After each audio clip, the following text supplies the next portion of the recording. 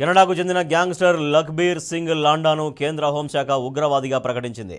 33 ఏళ్ల లఖ్బీర్ సింగ్ ఖలిస్తానీ గ్రూప్ బబ్బర్ ఖల్సా ఇంటర్నేషనల్కి చెందినవాడు.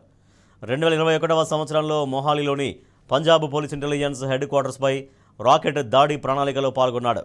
2022లో తరన్లోని సర్హాలీ పోలీస్ స్టేషన్లో జరిగిన ఆర్పీజీ దాడి ఘటనలో లాండా పేరు కూడా ఉంది. పంజాబ్ రాష్ట్రానికి చెందిన లఖ్బీర్ సింగ్ గత కొన్నేళ్లుగా కెనడాలో నివసిస్తున్నాడు.